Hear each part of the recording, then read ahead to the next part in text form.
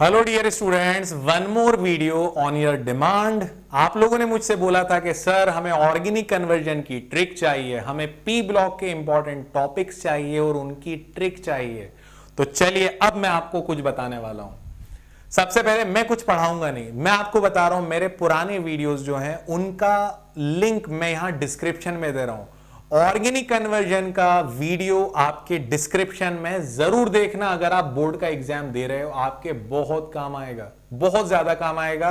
वरना कन्वर्जन एक ऐसी चीज है जहां पे आप दो दो चार चार कन्वर्जन अलग अलग टॉपिक के याद करते हो, भूल जाते हो, रिलेट नहीं कर पाते हो। यहां रिलेट करके दिया, ट्रिक दिए, एक कन्वर्जन करोगे चार अलग अलग बन जाएंगे। कर लेना, बहुत सिंपल है। अब हम बात करते हैं पी ब्लॉक की। तो देखो यार, अगर आप एमपी बोर्ड के हो, स्टेट बोर्ड के हो, क्योंकि स्टेट बोर्ड का पेपर पास आ रहा है, स्टेट बोर्ड वालों एक बात याद रखना, पी ब्लॉक में सबसे पहले ऑक्सो एसिड मत छोड़ना। ऑक्सो एसिड फास्फोरस के, ऑक्सो एसिड सल्फर के, ऑक्सो एसिड मत छोड़ना भाई, बिल्कुल मत छोड़ना। विद स्ट्रक्चर, विद उनकी बेसिसिटी, सब कुछ। फिर इसके बाद ऑक्सो एसिड के बाद दो प्रोसेस मत छोड़ना, एक हेबर और एक कॉन्टैक्ट प्रोसेस, बहुत जरूरी है। इसके बाद inter halogen compound, compound of xenon मत छोड़ना। और इनके जो जो पॉसिबल वीडियोस हैं मैं उनका लिंक दे रहा हूं अपने इसी डिस्क्रिप्शन में नाम के साथ। पी ब्लॉक के इंपॉर्टेंट रिएक्शंस, पी ब्लॉक के oxo acid, inter halogen compound, oxo acid के स्ट्रक्चर फॉर्मूले सब दे रहा हूं। सही बता रहा हूं, तुम्हारा काम बन जाएगा, बस कर लेना इसको। इनको कर लो, बहुत शॉर्ट सिंपल मेथड में दिए हैं, थोड़े से पुराने वीडियोस हैं, कोई प्रॉब्लम नहीं है यार, उसमें कोई प्रॉब्लम नहीं, हमारा काम बनना चाहिए, दैट्स इट।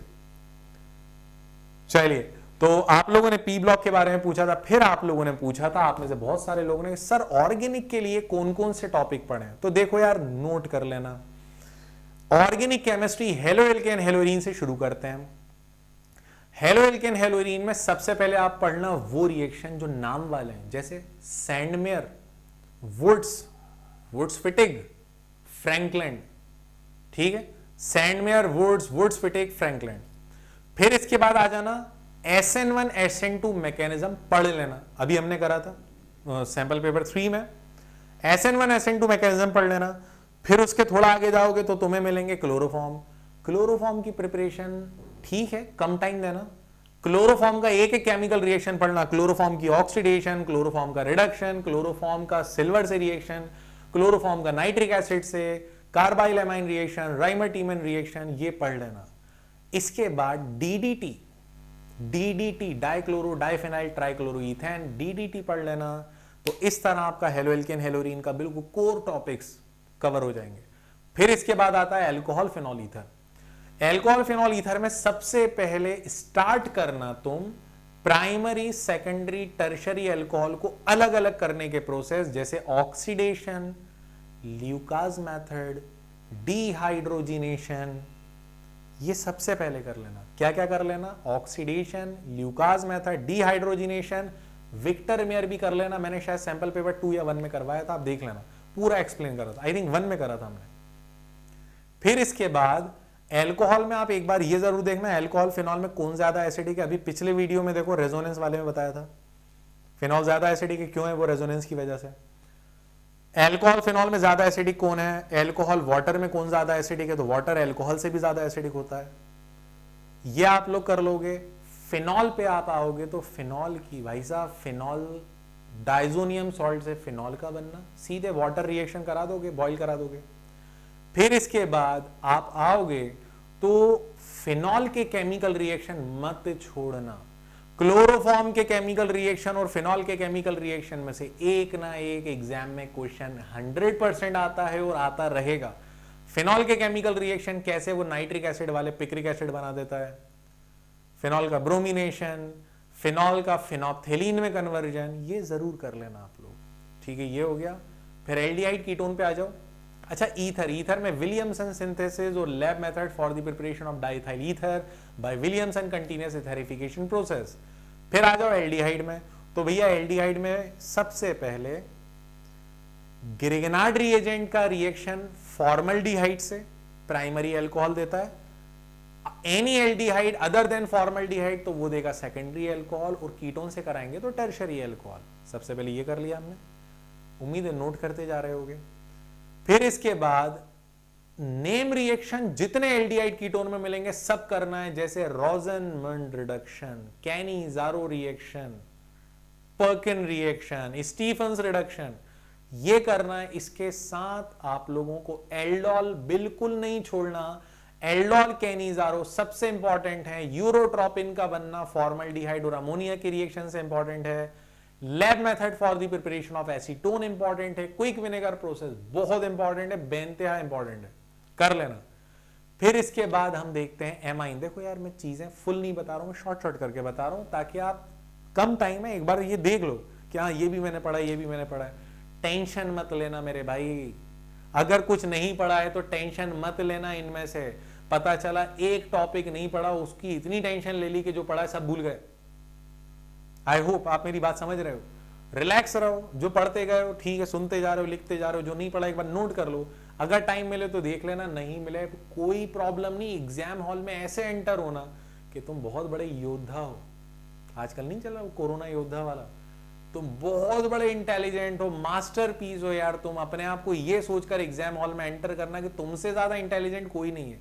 इतने पॉजिटिव रहना, इतने पॉजिटिव रहना, लेकिन अभी नहीं, एग्जाम हॉल में। ठीक, चलिए। और हाँ, एग्जाम से पहले किसी भी स्टूडेंट से कुछ डिस्कशन मत करना भाई। वैसे ही कोरोना का प्रॉब्लम चल रहा है, हमें दूर रहना है। किसी से कोई डिस्कशन मत करना कि तुमने ये पढ़ा है, वो पढ़ा है, नहीं पढ़ा है। क्योंकि अगर आपके फ्रेंड ने एक टॉपिक का नाम लिया और वो टॉपिक आपने नहीं पढ़ा, यकीन मानिए आप अपना पेपर आधे से ज्यादा प्रॉब्लम तो वहीं क्रिएट कर दोगे आप। मत डिस्कशन करना। पेपर के बाद भी मत करना भाई, पेपर के बाद भी सीधे घर आओ, कोई प्रॉब्लम नहीं है। डिस्कशन करके एग्जामिनेशन हॉल में आपको दोबारा पेपर थोड़ी दे दिया जाएगा। सीधे घर आओ, जो होगा अब रिजल्ट वाले दिन होगा। क्योंकि पेपर के बाद का डिस्कशन अगले पेपर पे नेगेटिव इंपैक्ट डाल सकता है, पॉजिटिव तो कभी नहीं डालता है। चलिए, तो हम बात कर रहे थे एल्डिहाइड की, तो कार्बोक्सिलिक एसिड पढ़ लेना आप। Quick vinegar process, carboxylic acid में एक रिएक्शन बहुत तगड़ा रिएक्शन है, हेल वॉलहार्ट ज़ेलेंस्की रिएक्शन, बहुत इंपॉर्टेंट है, जरूर पढ़ना आप लोग। फिर इसके बाद एमाइन में, तो भैया एमाइन में बेसिसिटी ऑफ एमाइन पढ़ना जरूरी है। Hofmann bromamide reaction, Hofmann mustard oil reaction, carbylamine reaction, Hinsberg test. ये मतलब वो चीज है जिसके बिना हम सोच ही नहीं सकते कुछ। ये हो गया। फिर आते हैं बायोमोलिक्यूल। तो बायोमोलिक्यूल में सबसे पहले पीछे से शुरुआत करेंगे हम, डीएनए आरएनए में डिफरेंस पढ़ेंगे। फिर उसके बाद प्रोटीन एमिनो एसिड पढ़ेंगे, पेप्टाइड बॉन्ड पढ़ेंगे, जरूरी है पेप्टाइड बॉन्ड। और उसके बाद कार्बोहाइड्रेट पे आएंगे। क्यों? क्योंकि कार्बोहाइड्रेट बड़ा है। विटामिन देख लेना, विटामिन शॉर्ट में कवर हो जाएंगे, कोई प्रॉब्लम नहीं है। बस इस बात का ध्यान रखना कि मैंने जो पढ़ा है मैं छोड़कर नहीं आऊंगा, कुछ भी हो जाए।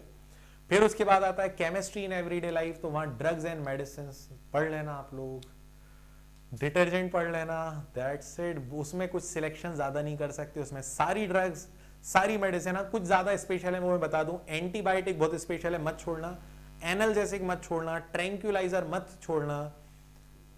ट्रैंक्यूलाइजर, एंटीबायोटिक, ये हो गया। डिटर्जेंट मत छोड़ना, डिटर्जेंट बहुत जरूरी है। सोप से ज्यादा इंपॉर्टेंट डिटर्जेंट होता है। एंटीबायोटिक हो गई, ट्रैंक्यूलाइजर्स हो गई, डिसइंफेक्टेंट भी पढ़ना भाई, डिसइंफेक्ट। और एंटी फर्टिलिटी, नाम तो बड़ा सुना होगा तुम लोगों ने, एंटी फर्टिलिटी ड्रग जरूर पढ़ना। एंटी फर्टिलिटी एग्जाम्पल याद कर लेना। देखो, दवाइयों के बारे में हम बायो का पेपर नहीं देने जा रहे हैं, हम डॉक्टर नहीं बन रहे हैं अभी से 12th में। हम बायो का नहीं, हम केमिस्ट्री का पेपर देने जा रहे हैं। तो केमिस्ट्री के हिसाब से इतनी बायोलॉजिकल टर्म को लेके मत परेशान होना, सिंपल डेफिनेशन, एग्जाम्पल अच्छा रखना। तो इस तरह फिर आता है पॉलीमर। तो यार पॉलीमर में क्या क्या बहुत कमाल का है जिसको हम नहीं छोड़ सकते। टेफ्लॉन, पीवीसी, नाइलॉन 6 और पीएचबीवी, बायोडिग्रेडेबल पॉलीमर है। ये हो गया। थर्मोसेटिंग प्लास्टिक, बैकेलाइट, ठीक है ना, ये कर लेना, बहुत अच्छा काम हो जाएगा। अगर टाइम अभी बचता हमारे पास तो मैं, प्लानिंग थी मेरी कि एमसीक्यू करवाता तुम लोगों को, सारे चैप्टर्स के ऑब्जेक्टिव देता, करवा देता, बट समय की बात है, टाइम नहीं है अभी हमारे पास, क्योंकि हमारा एग्जाम, अब देखो वीडियो तुम लोगों को कल मिलेगा, कल नहीं आज ही मिलेगा यार, अब मंडे लग गया है आज। तो सुबह 4 बजे से मैं शूट कर रहा हूँ, 7:30 के आसपास होने वाले हैं, और उससे पहले भी शूट कर रहा था मैं। तो फाइनली ये वीडियो तुम लोगों को अभी मिल जाएगा, उम्मीद है।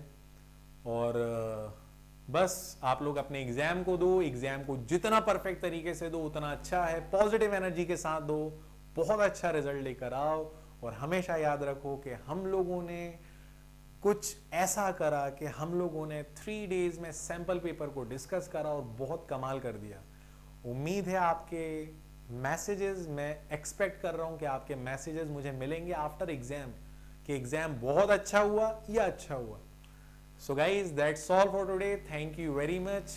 ज्यादा से ज्यादा शेयर करो यार वीडियोस को अपने फ्रेंड्स के साथ, और हमारी ऑनलाइन और ऑफलाइन क्लासेस के बारे में भी अपने फ्रेंड्स और अपने फैमिली मेंबर्स को शेयर करो। That's all for today, thank you very much once again, all the very best. बहुत अच्छा करके आप फोड़ कराओ एग्जाम में। Thank you.